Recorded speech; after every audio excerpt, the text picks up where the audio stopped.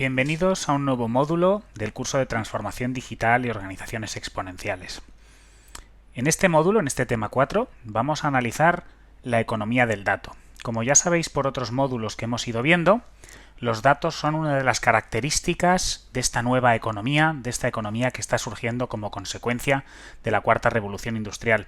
Como ya hemos visto en el módulo primero, por ejemplo, el tema del Big Data, así como la exponencialidad, son dos de estas características que tenemos que tener muy presentes en este nuevo paradigma de la economía.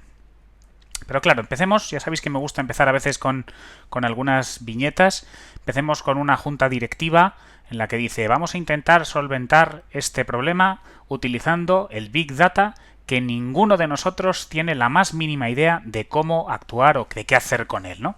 Y esto es una de las características que se está ocurriendo en algunos consejos de dirección, y es que puede que sean medianamente conscientes de la necesidad de utilizar los datos, pero no tienen todavía ni idea ni la formación en las competencias digitales necesarias para entender cómo están cambiando los paradigmas económicos como consecuencia de las nuevas tecnologías.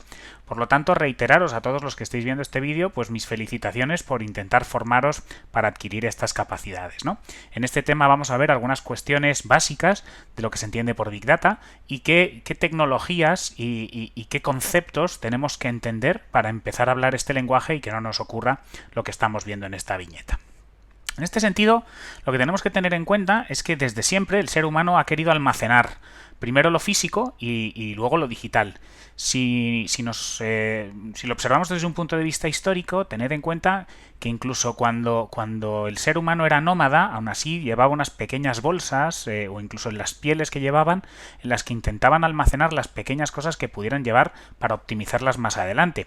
Y desde luego ya cuando el hombre se hizo sedentario, pues desde luego en todas las cuevas, en todas las zonas donde decidían asentarse y establecer las fronteras o sus lindes, desde luego buscaban sitios para almacenar, aunque fuera comida, o incluso para albergar animales a los que domesticar y poder optimizar esos propósitos, ¿no? Por lo tanto, el ser humano siempre ha tenido esa tendencia de almacenar para optimizar esos recursos y poder acceder a ellos en un momento determinado. Por lo tanto, ese sentido de almacenar y de organizar los recursos siempre ha estado presente en la naturaleza del ser humano.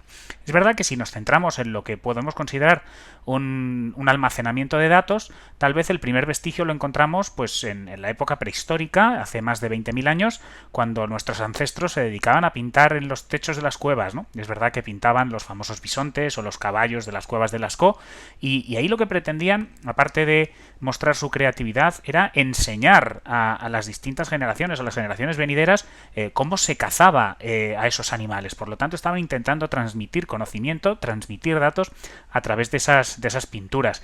Ya os digo, tenían esa parte, por supuesto, creativa, pero lo que pretendían era recordar eventos y generar así una base narrativa que no solo se basara en el tema de la transmisión oral, sino que hubiera una transmisión también de carácter visual. Por lo tanto, esa tendencia de guardar lo que nos interesa para recuperarlo más tarde la hemos tenido siempre y, por supuesto, a efectos de información, sin ninguna duda. En este sentido, la escritura, el hecho de que apareciera la escritura hace unos 5.000 años es sin duda relevante. Además, curiosamente, apareció casi simultáneamente en distintas zonas del globo terráqueo, ¿no? En China por un lado, en Egipto por otro lado.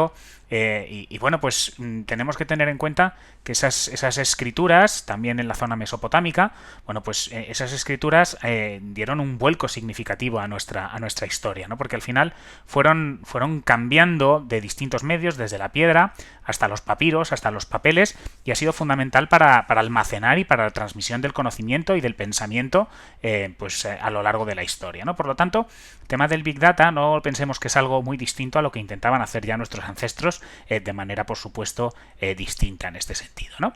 Pero claro, si ya nos centramos en lo que es el Big Data y entender algunos de los conceptos, lo primero que tenemos que entender es qué es un dato, ¿no? ¿Qué es un dato? Bueno, pues es una información que nos permite conocer algo, ¿eh? Es una información que nos permite entender o nos sirve para deducir las consecuencias derivadas de un hecho. Nos permite conocer. Si lo analizamos desde un punto de vista más técnico, desde un entorno a lo mejor más computacional, es aquella información dispuesta de manera adecuada para su tratamiento por parte de una máquina, por parte de un ordenador. En este sentido, y teniendo en cuenta esa primera definición de lo que es un data, podemos ir ya al concepto de lo que se entiende por Big Data. Por supuesto, la traducción del inglés nos dice que son grandes datos o muchos datos, ¿no? Y es verdad que desde ese punto de vista, desde lo que es el tamaño de los datos, el Big Data se puede definir como una cantidad tan ingente de datos que no caben en una sola máquina, ¿de acuerdo? Se producen muy rápido todos esos datos y en ocasiones es necesario también que varias de esas máquinas procesen e interpreten esos datos en tiempo real, ¿no? Existen algunas otras definiciones, así a mí me gusta esta que tenéis también ahora en la pantalla, que es el Big Data entendido como ese conjunto de tecnologías y procesos que permiten capturar y almacenar enormes cantidades de datos de diversos orígenes y tipologías, siendo por tanto la base de la digitalización masiva del mundo analógico, ¿no? Y como del almacenamiento de los propios datos generados en el mundo digital. Tenemos que tener en cuenta efectivamente que esta capacidad de almacenar datos y de tratarlos es lo que está facilitando la digitalización de múltiples negocios, ¿no? Al final, todos los datos pueden acabar en un código binario, todos los datos pueden acabar en sistemas de unos y ceros y son los que permiten acelerar los nuevos modelos de negocios. Por lo tanto, el Big Data, ya lo hemos comentado otras veces, se viene a considerar como el petróleo del siglo XXI. Es verdad que sobre los datos tenemos que hacer algunas matizaciones. El primero es verdad que, y muy asociado con el chiste que hemos visto antes y que yo creo que hemos comentado en algún otro módulo, ahora mismo hay esa tendencia de pues almacenemos datos aunque no sepamos para qué, ¿no? Y se está produciendo en cierta medida un síndrome de Diógenes Data, ¿no? Por otro lado, es verdad que al final el almacenamiento de datos en un momento determinado puede facilitar el perfilado de personalidades, ¿no? Y eso es uno de los riesgos que también vamos a ver más adelante y que desde luego ahí se ha encontrado con una cortapisa fuerte con el Reglamento Europeo de Protección de Datos, ¿no? Sobre eso, desde luego, que es un tema ciertamente interesante, algo hablaremos más adelante en este tema, pero también tendremos, yo creo que a lo largo de los cursos que vamos a ir viendo y que vamos a ir incluyendo en nuestra plataforma, normativa específica de protección de datos para que entendáis la trascendencia que esto tiene hoy en día, ¿no?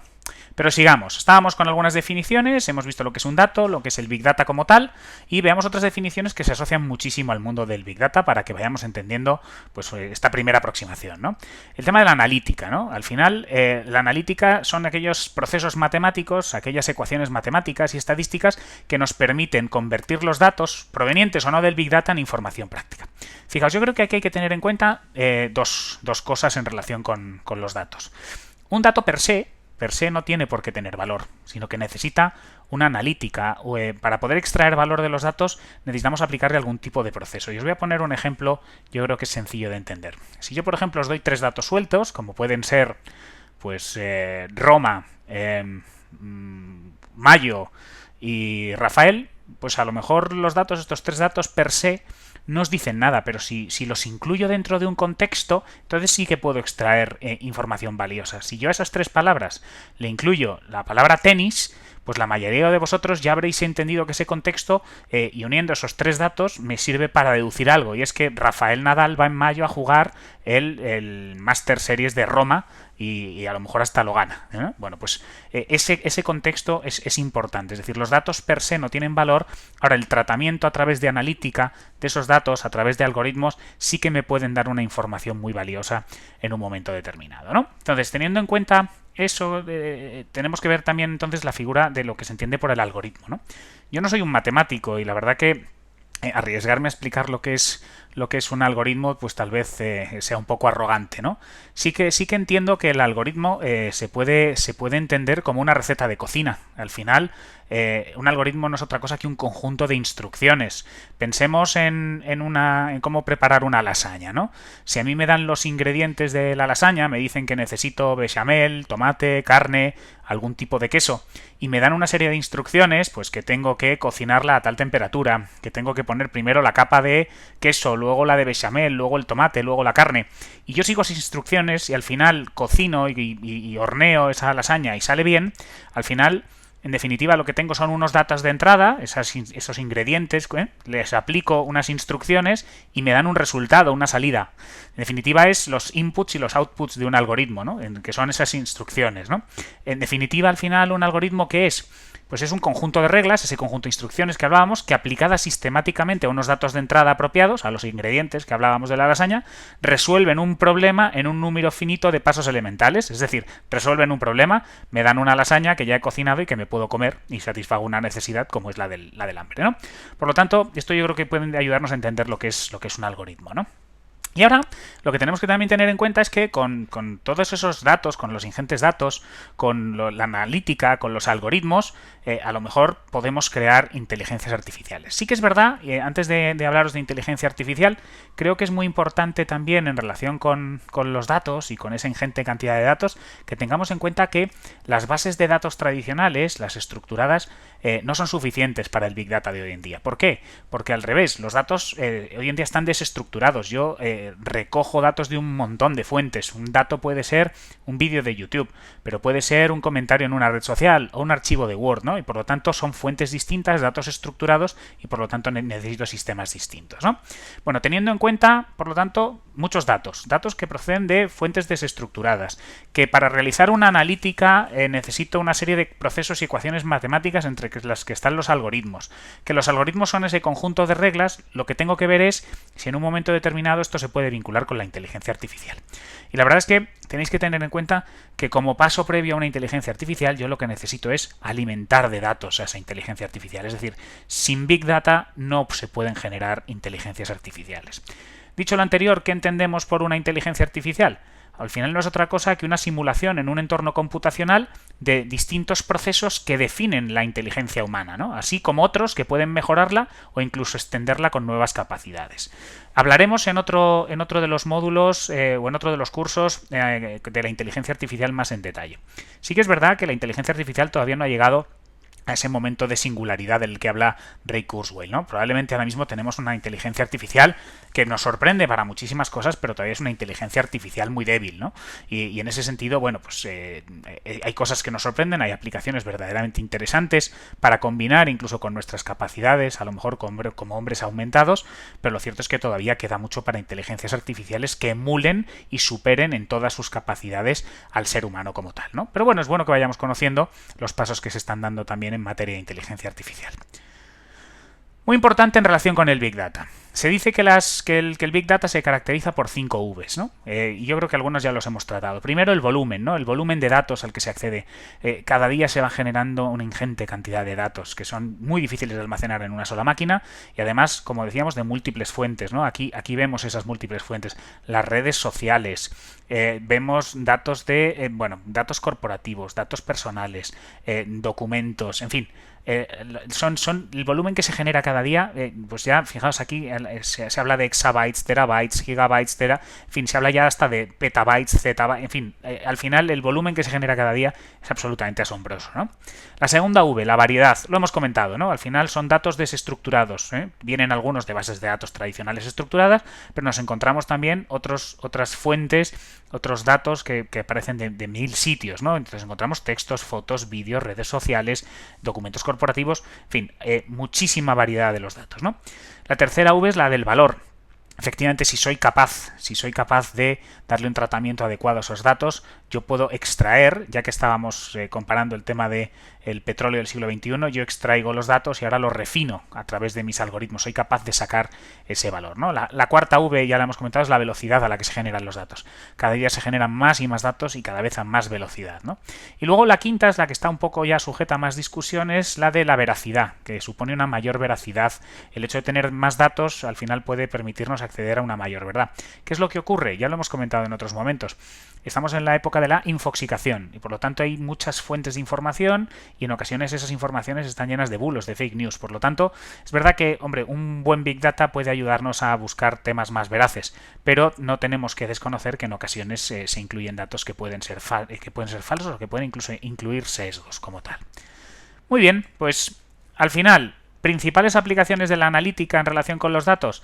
Aquí os he puesto un pequeño listado, pero como os podéis imaginar hoy en día, cualquier área de cualquier empresa o cualquier sector de actividad productiva o no productiva, hablo por ejemplo también del mundo de la educación, hablo de las administraciones públicas, cualquier área puede estar sujeta a una analítica de Big Data que nos sirva para mejorar los procesos, para ser cada día un poco mejor, ¿no? Aquí os he puesto algunos ejemplos de ventas, marketing, operaciones, riesgo financiero, pero es que hoy en día absolutamente cualquier sector de actividad productiva puede utilizar aplicaciones de Big Data para mejorar sus procesos, para ser más eficiente y para competir mejor. Por lo tanto, ya os digo, esta diapositiva tomadla simplemente como orientativa, porque las aplicaciones hoy en día del Big Data son infinitas. Eso sí, no caigamos en eso de recopilar datos por recopilar datos sin tener una estrategia clara de para qué quiero utilizar esos datos y, por supuesto, respetando la ya comentada normativa de protección de datos. ¿Cuáles son los errores más comunes cuando hablamos de Big Data, ¿no? Pues ya los hemos comentado algunos de ellos, ¿no? Algunos dicen, no, Big Data solo son más datos. No, es que el Big Data es un cambio de paradigma. Es que hoy en día, de cara a ser empresa, el tener acceso a datos, el tener acceso a cómo accede un cliente, cómo deja de acceder, cómo funciona absolutamente cualquier proceso, todos esos datos que podemos extraer, es que te pueden dar una ventaja competitiva respecto a otros competidores, ¿no? Por lo tanto, el Big Data es un cambio total de paradigma, es un cambio total de los modelos de negocios, ¿no?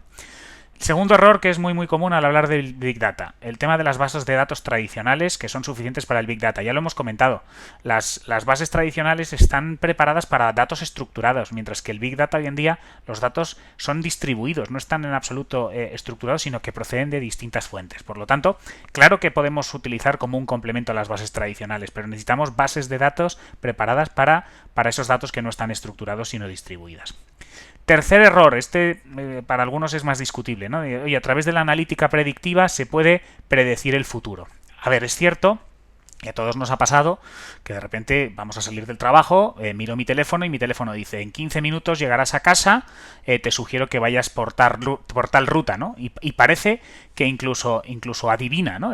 Parece que está adivinando que efectivamente vas a casa y te sorprende. Incluso luego llegas a casa, decides que quieres ver una película y ya te está recomendando el propio Netflix qué ver, o incluso si voy a comprar algo en Amazon también me sugiere algo adicional y muchas de las veces ya va adivinando y va conociendo mis gustos, ¿no? Entonces, es verdad en ese sentido que hay que tener en cuenta que hay algunos que hablan de la dictadura de los algoritmos, ¿no? Cómo nuestra vida está siendo condicionada como consecuencia de los algoritmos, porque al final son ellos los que van orientando, y algunos se plantean incluso si ya somos libres en ese sentido, ¿no? ¿Soy libre porque elijo el camino o me lo está diciendo una aplicación como Waze? ¿Soy libre a la hora de comprar en Amazon o estoy comprando un producto sugerido? ¿Soy libre al seleccionar una serie de Netflix o ya me están recomendando lo que creen que es mejor? Y por lo tanto se están planteando cuestiones desde el punto de vista ético ciertamente interesante. En mi opinión, ¿qué es lo que tenemos que tener en cuenta? Que lo que hace la analítica con procesos estadísticos es no predecir un único futuro, sino múltiples posibles futuros. Hay veces también que la aplicación se equivoca y yo no voy a mi casa, sino que me voy a tomar un café. ¿De acuerdo? Es verdad que a veces asusta, ¿no? Pero lo cierto es que lo que está es generando posibles escenarios de situaciones que se pueden producir o no con una probabilidad mayor o menor. Pero bueno, en cualquier caso es un tema a tener muy en cuenta, vinculándolo también al perfilado de las personas, ¿no? Al final, al estar vinculados a un smartphone, nosotros estamos transmitiendo datos sobre nuestra geolocalización, sobre nuestros gustos, sobre nuestros consumos bancarios. Es decir, al final sí que es verdad que el ser humano es muy predecible por ser una persona de rutinas y por lo tanto es fácil sacar perfilado de las personas. De ahí la importancia que se le ha dado desde Europa a esa protección de los datos de carácter personal y las limitaciones al perfilado de personas como tal, ¿de acuerdo? Cuarto error que también es bastante común con temas del Big Data. La gente dice, no, la inteligencia artificial no tiene nada que ver con el Big Data. Y es que es al revés. Es que sin Big Data es imposible alimentar una inteligencia artificial. Por lo tanto, el Big Data es un habilitador de la explosión de inteligencia artificial que vamos a ver, ¿no? Y luego, por último, y también vinculado con la inteligencia artificial, algunos vienen a decir, la inteligencia artificial es solo ciencia ficción. A ver, la inteligencia artificial al estilo Skynet de Terminator todavía no ha llegado. Ya estamos diciendo que la inteligencia artificial por el momento es una inteligencia artificial débil. Pero, dicho lo anterior, no hay que descartar lo que dijo en su momento Julio Verne, ¿no? Que lo que un hombre es capaz de imaginar, otros son capaces de realizar. Y así ha ocurrido con muchísimas de las invenciones que hemos visto a lo largo de la historia. Por lo tanto, por el momento es ciencia ficción, pero quién sabe si en unos años alcanzará esa similitud con la inteligencia humana e incluso si llegará a superarnos, ¿no? De hecho, ya nos supera en algunas cuestiones. El proceso. En el fondo ya hemos comentado cómo funciona todo esto, ¿no? Al final yo lo que cojo es que extraigo los datos los extraigo de datos estructurados y datos no estructurados, al final los almaceno en data centers a través de las grandes torres de los data centers, donde se van almacenando en bases de datos absolutamente gigantescas, ¿de acuerdo? Y una vez que tengo esos datos, ¿qué es lo que le aplico? Bueno, pues le aplico ecuaciones, procesos estadísticos, algoritmos, que es lo que a lo mejor les doto de un contexto a los datos, como hemos puesto como ejemplo, y a partir de ahí lo que os decía, en la fase, si queréis, de la izquierda, donde hemos visto cómo se generan y se almacenan los datos, ahí lo que estoy haciendo es extraer esos datos, y luego los estoy poniendo en un contexto, los estoy analizando y a partir de ahí, ¿qué es lo que saco? Información valiosa, información que me puede servir para mi modelo de negocio y por lo tanto, pues en un momento determinado puedo reorientar mi modelo de negocio, mi estrategia sobre la base de una información valiosa que obtengo de los datos como tal. ¿De acuerdo? Es verdad, y con esto terminamos este pequeño tema, que todo esto plantea riesgos y preocupaciones como cualquier tecnología. Yo en relación con las tecnologías, y me lo habréis oído decir más veces, yo creo que la tecnología siempre tiene que ser una herramienta al servicio del ser humano. Al final el ser humano tiene que seguir en el centro y por lo tanto, si bien puede potenciar nuestras capacidades, tenemos que tener siempre en cuenta los riesgos y balancear y equilibrar para poder sacar la máxima potencialidad o las máximas capacidades de esa tecnología, pero siempre y cuando con una serie de parámetros, desde luego, éticos y respetando siempre la normativa. En este sentido, insisto en que Europa sí que está velando por esos intereses. El paso más grande que hemos visto ha sido la aprobación del Reglamento de Protección de Datos, donde entre otras cosas ha intentado proteger los temas de transparencia, el tema de la libertad de las personas, el de cómo actuar de manera responsable con todos estos datos, el cómo proteger la dignidad del ser humano, incluso su privacidad como tal, ¿no? Y en ese sentido, pues una de las cosas que hoy en día puede estar en juego como consecuencia de todos estos datos, efectivamente, es nuestra privacidad.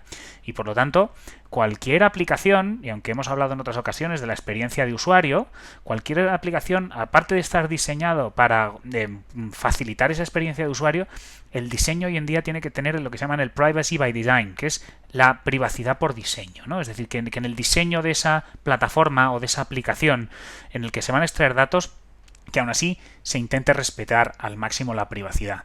Porque al final es un elemento muy importante de nuestra vida, ¿no? Y por lo tanto tenemos que protegerlo y además es un derecho fundamental que tenemos que proteger como tal. Por lo tanto, con esto terminamos por hoy, con este pequeño módulo de introducción a lo que es el Big Data, con algún también pequeño componente de inteligencia artificial. Espero que os haya resultado de utilidad y por lo tanto, pues nada, os espero en próximas sesiones y nos vemos en la red.